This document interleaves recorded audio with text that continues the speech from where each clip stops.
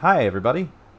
I am OverHugs, and I would like to welcome you back to episode 5 of Building Bread. This is our Let's Play web series where we're going through Minecraft and hopefully learning a little bit of something on the way. And as a reminder, all profits that I make from this series are donated to local food banks. So if you haven't yet, and you've been watching a few of these, please consider taking a minute to like, subscribe, ring the bell if you want to be notified. And if this is your first time, welcome. Let me know what brought you here in the comments. So, today, what we're going to do is two things. We are going to link our portal up to the Nether so that we can have direct access from this village to our home farmstead, and we're going to create an infinite villager breeder, because it's about time that we got some tasty enchants and had gear that didn't just drop from our zombie XP farm. So, to that, why don't we get started? I meant to say started.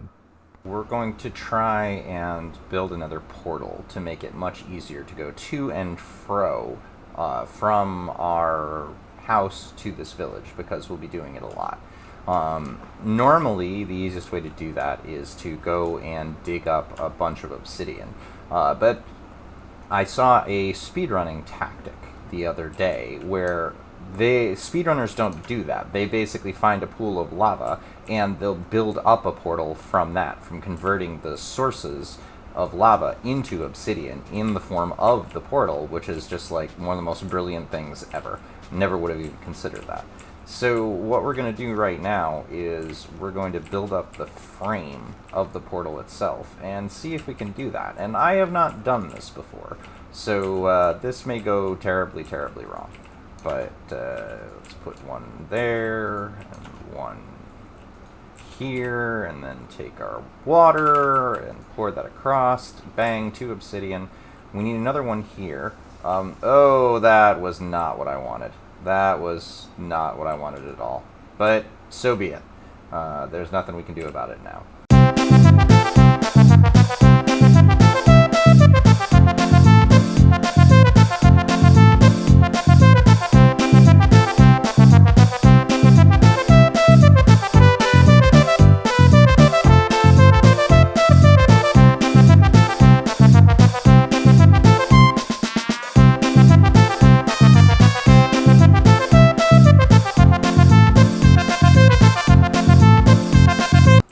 Last lava bucket.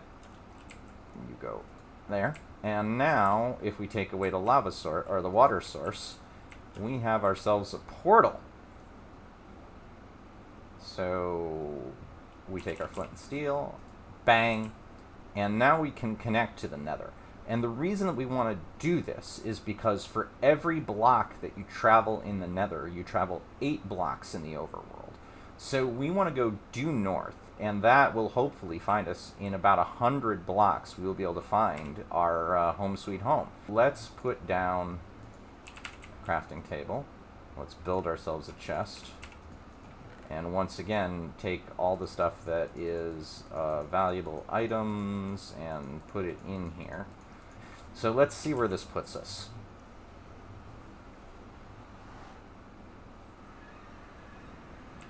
Okay, we are... Okay, we would want to go due north, which is that way. What can we do?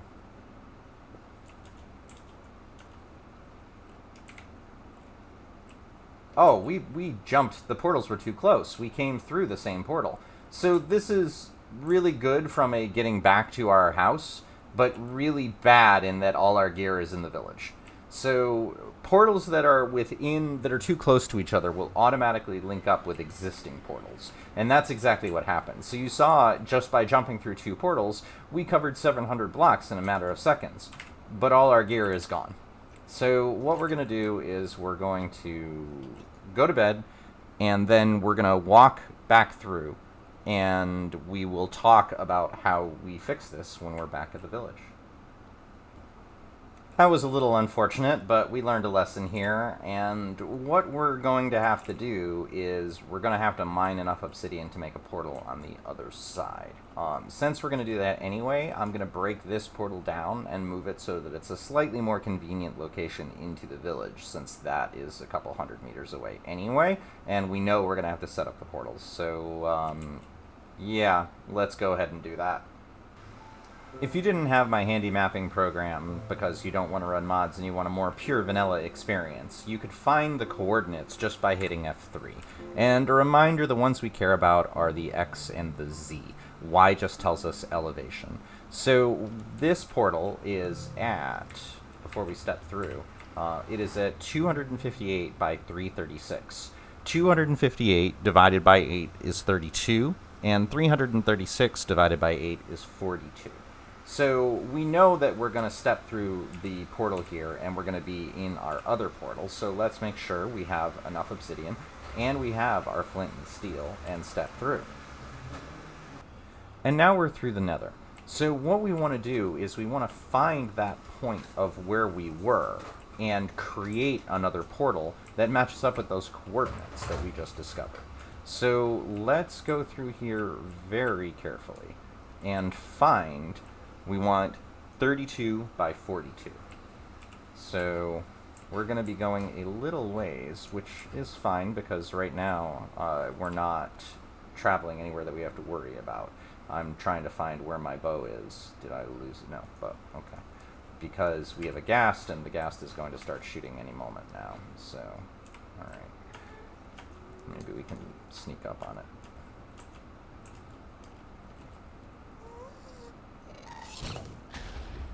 And there, we got an advancement, return to sender. Because what happened there was we shot our arrow and it hit the ghast's projectile, which caused it to be reflected back to the ghast and destroy it. And so that is basically the best possible scenario. So now we've built our portal, and now is the moment of truth. If we've done this right, this will connect to the portal that we had at the village. Dun dun dun dun dun dun dun dun! Ta-da! And we've done our math right. The true test is, can we walk back through it again? Which we can. So, success. Alright, so now what we'll do is we'll clear the netherrack to get back to our original portal. And let me show you one of the reasons why I like running voxel map. I can sit here, and of course I could memorize 32, 42, because we just went through and did it all and calculated it. But the nice thing is that I don't have to. And I don't want to have to do stuff like that, because that doesn't really bring any enjoyment to the game. It's just frustration for no good reason. So if we hit M to bring up voxel map, we can create a waypoint. And what I can say here is this is going to be a new waypoint, and it's going to be the villager portal. We'll call it the village portal. And now it creates that waypoint that I can see both on my map and in the world. You see, as I back away, it's right there. And so as I go back to where our original portal is that leads back to our farmhouse, so this is great, we can just hop down here. And if all is well, this will take us right back to our house that we originally built, which it should because it was previously connected, and it does. So now we've taken what is 500 blocks and took us a couple of minutes to run back and forth. And now, in order to go to and from the village, all we have to do is step into this portal, which we will also waypoint while we're here, just to keep track of things, and say new waypoint, and say farmhouse portal.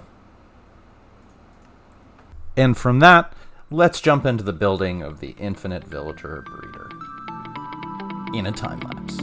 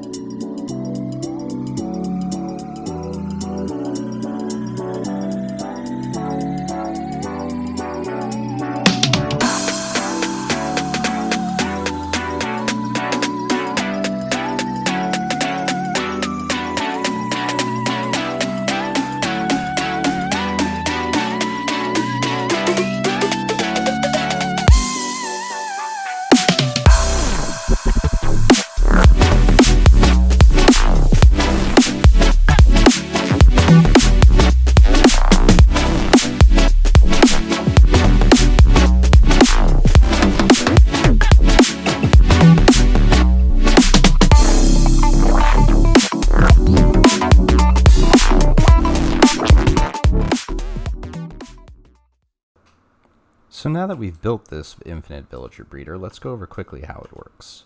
So basically, this is Impulse SV's villager breeder, which is adapted from a Logical Geek Boy design, and I've made a couple of very minor tweaks to this.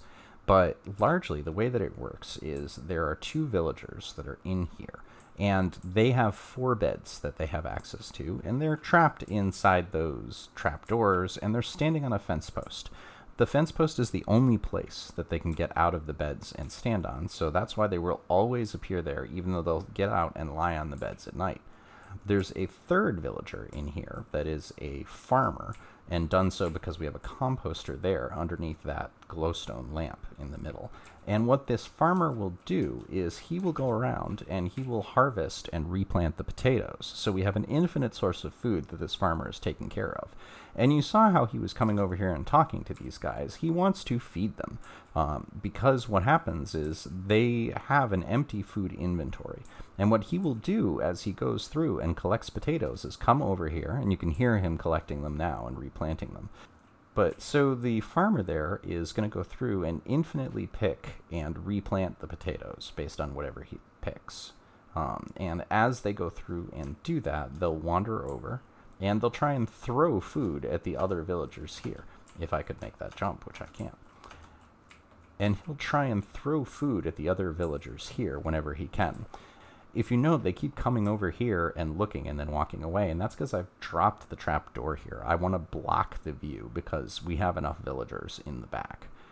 A couple of minor tweaks that I've done here. The 2 layers of trapdoors help the problem in 1.16, where they would throw food to each other and it would miss, and then it would just fall through. Like, they're not very good at sharing food in 1.16. So the 2nd set of trapdoors fixes that.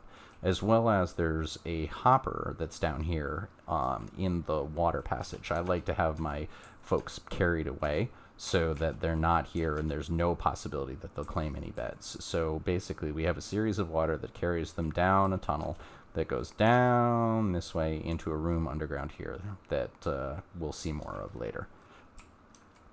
And so what happens is any food that's not necessary gets caught in this hopper, passed through this water stream, and it accumulates in here. We just took all the potatoes out in order to trade and get all the emeralds that we had because we're very short on emeralds. But you get the point. They land in that hopper, they accumulate here, and then we can just come and collect them at our leisure. So off camera, we've been doing a little bit of trading with these librarians to figure out some books that we want for the rest of our tools. And we managed to find one that is outstanding because he has both Mending and Unbreaking 3, which is pretty much goes on every tool. So this villager is a champion. What we're going to do right now is add Unbreaking 3 to one of our tools, and I'll show you how you do that. Is through the anvil here, which we crafted before, you drag the tool that you want. For example, this one, which is almost broken, and it already has Unbreaking and Fortune. So if I add Unbreaking to this, you see this costs 3 levels, but it doesn't get anything new. However, if we go to this pickaxe, which does not have Unbreaking, and we put it on, it's also 3 levels. I also like to label my pickaxes so that I know which one I'm working with, whether it's Silk Touch or Fortune. And we'll call this one Silky Smooth. And when you take this off, the enchant is now applied. And just because I don't like mining doesn't mean I don't do it.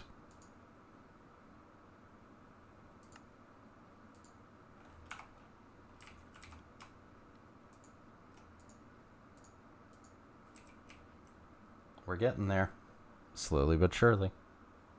So another interesting thing to note is how our armor goes up as we've changed the various grades.